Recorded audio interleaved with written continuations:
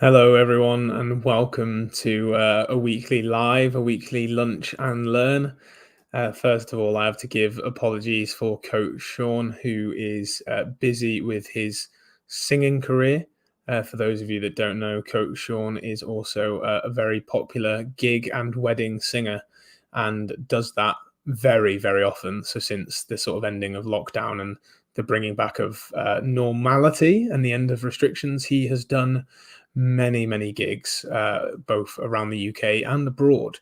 So he's super busy. Sends his apologies, of course, but you guys have just me to deal with. So if you do turn up live, then at any point you can ask a question, and I can bring up the question like so, and we can then delve into it in greater detail, and everybody knows the context of the question. So please do feel free to ask a question at any point. Today, I wanted to talk about calorie tracking, the very popular topic that it is. I wanted to talk about the sort of pros and cons of calorie tracking, my journey through calorie tracking as well, and sort of my journey to where I am at the moment.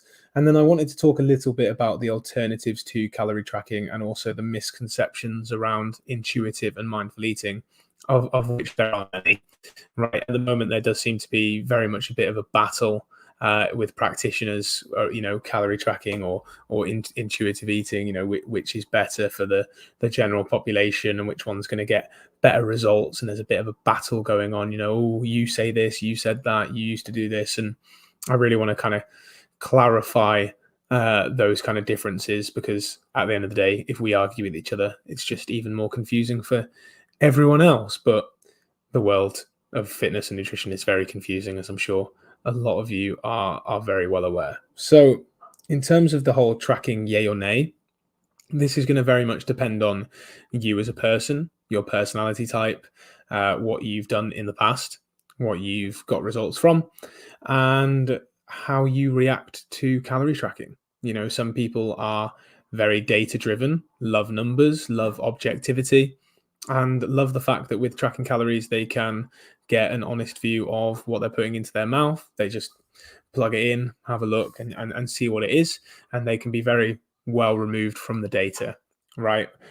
Other people find it quite hard, quite time consuming, quite boring, quite arduous to do, and also find it very emotional. Oh my God, like that's X amount of calories and I don't feel full. How am I going to manage this? Or, oh, I've gone over my calories again. I'm such a failure. Or, oh, I'm way under my calories. I should just eat more. And then there's that lack of compassion for the self for when we kind of go over this this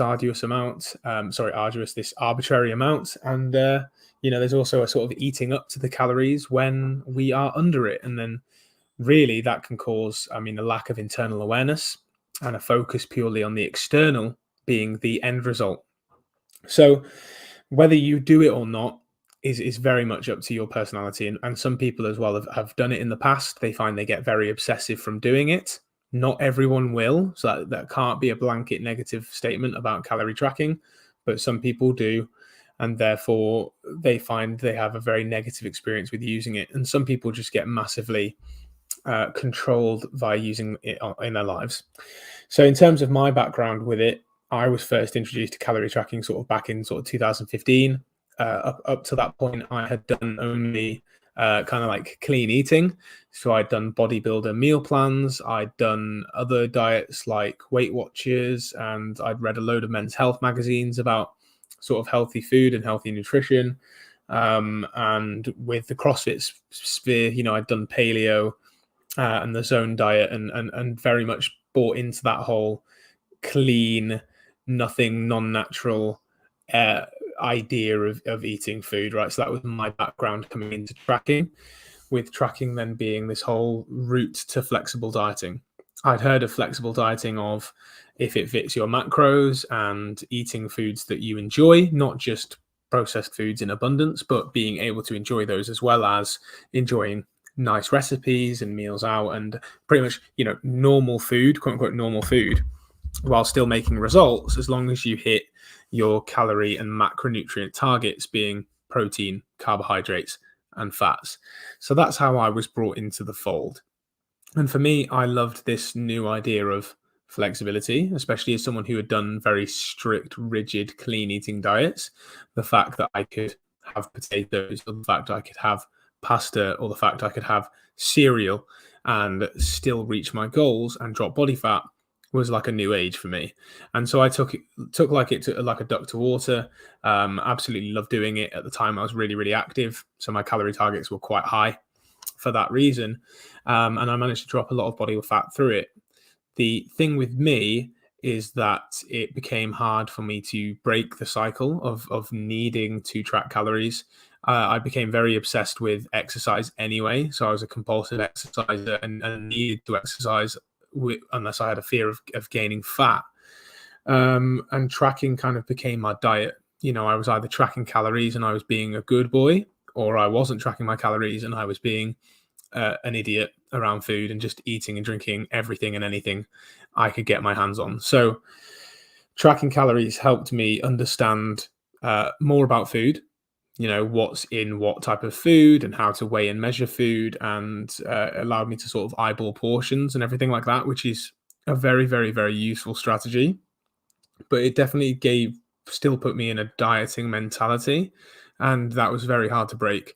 I had to work very hard on certain portion control habits, having protein with each meal, having balanced fats throughout the day, eating slower, which is still something I work on to this day. Eating slower, eating more mindfully, stopping when I've actually had enough food, um, and just working to like certain habits of eating vegetables with most meals, eating fruit as snacks, working on my cravings and my stress and things like that, and making sure I wasn't turning to food for situations outside of hunger without a kind of good and intentional reason to. So my journey has definitely gone from tracking through the other side to moving away from tracking and then trying to eat more mindfully and more intuitively. The argument, I think, is found within the whole, do you need to do tracking first, yes or no? And the funny thing is that I think a lot of people who have got to a stage where they've tried everything with their journey to losing weight or getting healthier have tried calorie tracking already. And whether or not you did it to the best of your ability, or the most accurately, or whatever, it is by the by. You don't need to try it again or try harder, or whatever. Um, it's now just kind of thinking, do you even need to do it?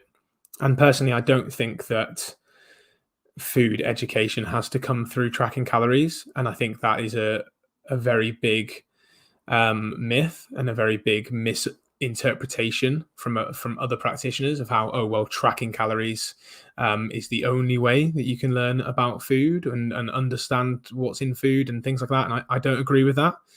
You can very much follow a standardized coaching service or nutritional program with people who can help you have protein with each meal, or have vegetables with each meal, or have a certain amount of fruit and veg each day, or show you the difference between starchy carbohydrates and help you portion these things appropriately based on your size and your activity levels, and help you understand whether you're hungry or whether you're stressed or whether you're tired or bored, and what your intuition is actually telling you to do, and help you to manage stress and manage cravings and manage all of these things in an appropriate manner. Because let's be honest, right? Having an arbitrary calorie target in front of you doesn't mean that you automatically follow it, doesn't mean that you automatically get results. You still can stress eat and go over your calorie targets. You still can boredom eat and go over your calorie targets. So that being an argument against intuitive and mindful eating, to me, is just baffling. Nobody's intuition is telling them to eat 4 slices of toast with jam on. Nobody's intuition is saying, I feel like having this, therefore I'm going to eat it. That's just not what intuitive eating is. Intuitive eating is a framework. There are 10 pillars of it that you can look up.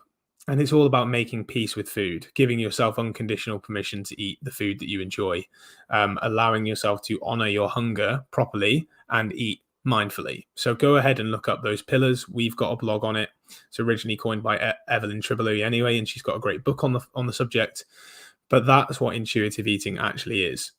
It's not a weight loss paradigm. It's not a weight loss mindset, but it is a great mindset for improving your relationship with food, getting rid of diet rules and finding a little bit more balance within your food intake in general. When you then decide that you want to drop body fat, going into an intentional deficit is necessary. And whether you do that through tracking calories is one thing. As I've mentioned, your calorie output will be varied on a day-to-day basis. You do a different amount of steps, you get a different amount of sleep, you eat a different type and different amount of food, you do a varied amount of activity, both outside and within exercise. And so therefore, your calorie expenditure is varied, your calorie intake is naturally going to waver up and down. So that's just one thing to bear in mind in terms of having a fixed target that you stick to rigidly. But there are other ways for you to create a deficit intentionally. You have things like intermittent fasting or meal skipping. You have the idea of following a lower carb or lower fat approach in general for some meals. So let's say that for breakfast, I have just a protein shake and some nuts. So I've gone very low carb for my breakfast. At lunch, I might have a very, very dense protein and vegetable based meal. So I have loads of protein, loads of chunky vegetables like broccoli, cauliflower, carrots, and other such things, or Mediterranean vegetables. And then for dinner, I have a moderate amount of starchy carbohydrates. So I'm not banning myself of things like bread, pasta, potatoes, but I'm having them less frequently and in smaller portions in an ideal to intentionally create a calorie deficit and eat fewer calories. You've got the idea of eating slowly being a fantastic way for you to actually dig deeper into your hunger and appetite cues. A lot of us just finish the meal that's in front of us because that's the amount we've been given or the amount we give ourselves. If you eat as slow as you can and really, really chew your food and really taste your food, one, you're going to enjoy it more. Two, you'll find yourself eating less, particularly then if you use the deficit strategy known as eating to 80% full. So 80% full is an idea. It's a mindset around I'm not full. I am satisfied. I no longer need to eat and I could comfortably stop eating now. And in this position, you can save the food for a later snack if you get hungry, or a later meal if there's enough left over, or a mini meal as snacks could be and should be, or it's just save it for another day. And this is true whether it's the food that you've just made, whether it's food from a restaurant or a shop. You can always get those things bagged up and to go. And that is what true slow eating and 80% full eating is. But other than that, you have the idea of intermittent fasting and the idea of removing carbohydrates and fats from certain meals just in order to reduce your overall calories. It's not even about restriction, it's just about reduction. Let's say that your current meal is, like a meat-based dish with loads of pasta and then a small amount of vegetables. If you were intentionally trying to lose body fat, you could half the carbohydrate portion and double the vegetable portion and keep everything the same. And you've got a much simpler way then of reducing your overall calorie intake. Don't worry, they're not looking for me. Much simpler way of reducing your calorie intake than, let's say, a more advanced method like calorie tracking or a more fixed method. So calorie tracking can provide a lot of education and freedom. I don't honestly believe that you need to start there if you're working with someone who's going to educate you anyway, or you give yourself the opportunity to educate yourself as you go through an intentional deficit. I don't think that they're non-exclusive, as a lot of practitioners these days seem to bang on about. And if you actually read into intuitive eating and mindful eating, you'll understand that intuitive eating isn't about just eating whatever the fuck you want. It's about honoring your hunger, understanding your cues and cravings and where they come from, and digging really deeply into why you eat, not just what you eat. And a lot of the time, calorie tracking doesn't do that. You can do if you're mindful about calorie tracking and you're being interested with what you're plugging into the app and why. Okay, I'm eating this right now. Why am I doing that? Am I really hungry? And you work on your eating skills as well, then it can be a perfect tool. But there's no definitive answer of whether you need to track calories or not. It's purely down to personal preference. I started that way. Doesn't mean everyone has to start that way. Michael, I was intuitive eating tonight. I watched a movie and kind of wanted popcorn to go along with it, like I had done yesterday. But I was mindful I was full and not hungry. So I knew I wouldn't enjoy it as much and decided to pass tonight. Yeah, so fantastic analysis there, Michael, of your decision of whether to eat the popcorn or not. During movies, during films, especially in the cinema itself, it's very common to just smash through popcorn because that's what everybody does and it's what we've always done. And then it's just habit, right? It's not because we want it, it's not because we enjoy it. And there's really great studies around mindful eating that show the increased calorie consumption of foods through events like cinemas and other things, particularly when the food is off and or stale. People do it anyway because they're that clued out with what they're actually doing to themselves. So really great insight that, Michael. Thank you for sharing it. So where does this lead you? Right. Well, you can track if you want to. I'm not saying don't, but provide yourself with more flexible guidelines. Provide yourself with a calorie range rather than a fixed target. Provide yourself with a protein range rather than a protein target. Don't worry about setting specific carbohydrate and fat goals. Just remember carbohydrates to go and fats for mojo. So carbohydrates are for energy, fats are for your hormonal health and your overall bodily function as well. Keep it flexible, keep it fluid. If you've tracked before and hated every minute of it, know that you don't need to do that, but you don't need to follow another fad diet either. You need to be thinking about eating slowly, putting your fork down between mouthfuls, chewing your food, enjoying the experience, and asking yourself a series of questions before you decide to eat. Am I really hungry? Why would I be choosing this food? Is something else going on right now that I need to address? And if so, what would actually make me feel better in this moment? Would it be eating or would it be taking another action?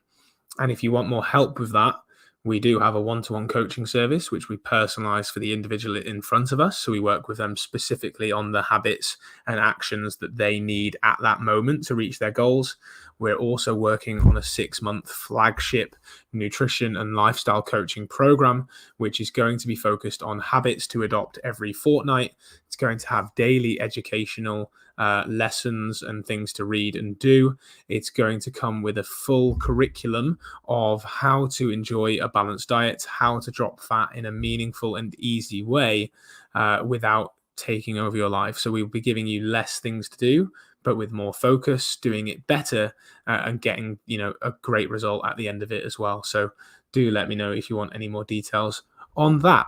But for now, thank you for those of you that watch live. If you're watching this back, drop any comments below. I'll be happy to answer them. Have a great Friday, and I'll see you again next week.